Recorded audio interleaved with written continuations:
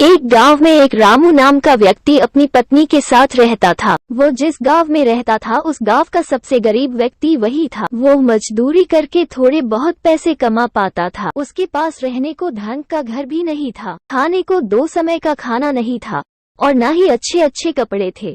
गांव वाले रामू और उसकी पत्नी का जरा भी इज्जत नहीं करते थे। जिस कुएं से सभी गांव वाले पानी लेते थे, अगर उस कुएं से पानी लेने रामू या रामू की पत्नी पानी लेने जाते तो सभी गांव वाले उन्हें भगा देते थे। एक दिन रामू की पत्नी बहुत उदास होकर रामू से बोली, हमारी क्या गलती है जो गांव वाले हमारे साथ ऐसा बर्ताव करते हैं? हमने तो कभी किसी का बुरा नहीं किया। अरे तुम चिंता क्यों करती हो? मैं हूं ना, तुम देखना, एक दिन यही गांव वाले हमसे मिलने के लिए लाइन लगा देंगे। मजदूरी करके भी इतने पैसे नहीं कमा पाता हूं जितना बाकी कमा लेते हैं, लेकिन तुम देखना, एक ना एक दिन हमारा भी सम्मान होगा। रामू दिल का बहुत अच्छा इंसान था। वो कभी किसी के साथ बेईमानी नहीं करता था, यही उसकी सबसे बड़ी खूबी थी। एक रात को खूब जोर की आंधी आई। रामू का घर कच्चा घर था, इसलिए उसे डर लगने लगा कि पानी के बहाव के साथ उसका घर बह ना जाए। रामू और उसकी पत्नी ने कुछ जरूरी सामान अपने हाथ में उठा लिए और पास ही अपने भाई के घर चलने लगे। रामू के भाई का घर पक्का था, इसलिए रामू ने सोचा कुछ जरूरी सामान उसके घर में रख देते हैं। रामू हाथ में सामान लेकर अपने भाई के घर तक आया और साथ में उसकी पत्नी भी आए। भाई नीचे आ जाओ, कुछ काम है। रामू का भाई नीचे आया और बोला, क्या हुआ? इतनी बारिश में यहाँ क्यों आए हो? भाई तुम्हें मेरे घर का हाल तो पता ही है। सारा सामान पानी के साथ बह ना जाए, इसलिए मैं कुछ अपना जरूरी सामान तुम्हारे घर में रखना चाहता हूँ। क्या तुम्हारा सामान मेरे घर पर? नहीं नहीं, मेरी पत्नी मुझे बहुत डांटेगी। मैं नहीं रख सकता तुम्हारा सामान, तुम जाओ अपने घर में ही रहो। रामू का भाई गुस्से में अपने घर के अंदर चला गया। रामू और उसकी पत्नी दुखी होकर घर चले आए। बारिश बहुत तेज हो रही थी, इसीलिए रामू और उसकी पत्नी अपने सामान की रखवाली करने के लिए पूरी रात जगते रहे। सुबह हुई, अब तक बारिश बंद हो चुकी थी। अब ऐसी बरसात के मौसम में रामू को एक भी काम नहीं मिल पा रहा था। कुछ महीने इसी तरह गुजर गई। एक बार रामू के गांव में कुछ अमीर व्यक्तियों ने एक सप्ताह गांव में मेला लगवाया। सभी अमीर व्यापारियों ने अपनी अपनी गाड़ियों में मेला देखने आए। एक व्यापारी अपनी गाड़ी से गांव में आ गया। अचानक जोर जोर से बारिश होने लगी। उस व्यापारी की गाड़ी कीचड़ में फंस गई। उसने बहुत कोशिश की पर उस व्यापारी की गाड़ी कीचड़ से नहीं निकल रही थी। बारिश बहुत तेज हो रही थी। गांव के कुछ लोग वहां से गुजर रहे थे। व्यापारी ने उनसे मदद मांगी। इतनी बारिश में हम क्या मदद करेंगे? ऐसा कहकर वे वहां से चले गए। लगातार बारिश हो ही रही थी। व्यापारी सभी को आवाज देकर बुला रहा था, पर सभी उसकी मदद करने से इनकार कर रहे थे। रामू सभी जगह से काम मांगकर निराश होकर घर लौट रहा था।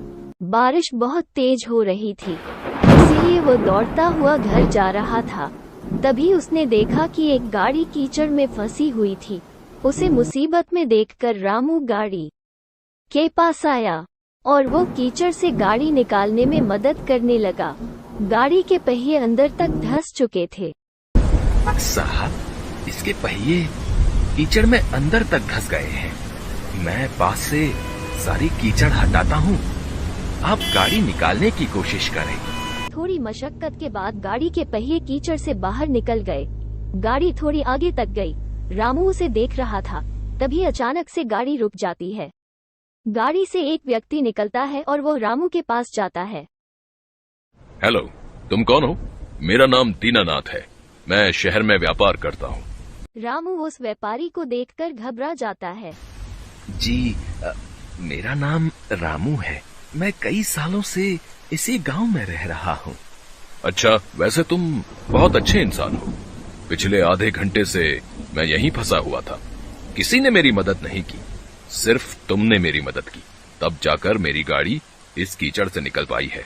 मैं यहाँ मेला देखने आया था। जी, कोई बात नहीं, दूसरों की मदद करना तो हमारा फर्ज है। अब बारिश रुक चुकी थी। रामू वहां से जाने लगा। रुको रामू, मुझे अपने घर नहीं ले जाओगे क्या? नहीं साहब, मुझ जैसे गरीब के घर जाकर आप क्या करोगे? मेरे घर में चारों ओर पानी ही पानी भरा है। आप मेला देखने जाइए, मैं घर जाता हूँ। अब तो मैं एक बार तुम्हारे घर चलकर ही रहूंगा। जी, अब आप इतना कह रहे हैं तो चलिए।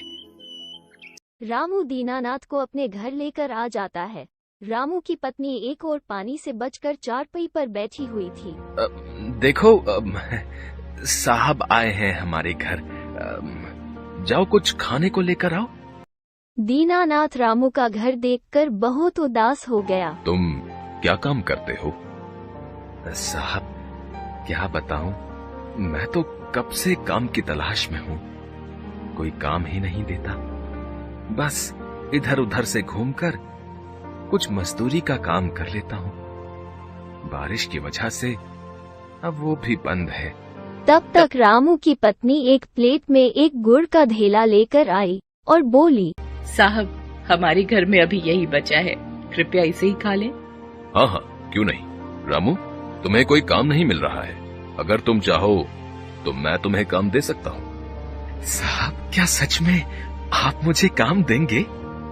शहर में मेरे पास बहुत से काम होते हैं। सोच रहा था कि किसी ऐसे व्यक्ति को अपने साथ रख लूं जो मेहनती और ईमानदार हो। तुम्हें देखकर मुझे ऐसा लगता है कि तुम में ये दोनों गुण हैं।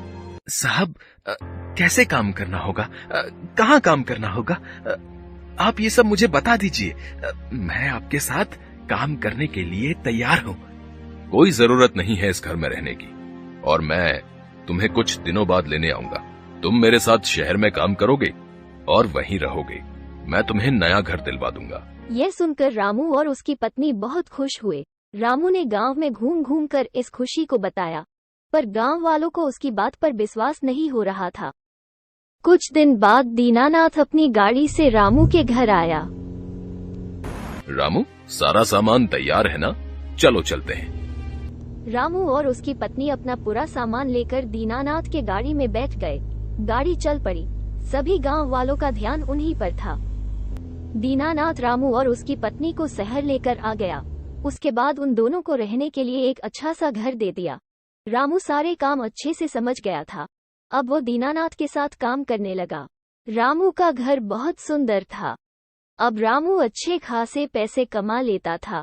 धीरे धीरे करके रामू और उसके घर को देखने उसके गांव वाले शहर आने लगे थे। जिस भाई ने रामू के सामान को रखने से मना कर दिया था, अब वो रामू को भाई भाई कहता नहीं थकता था।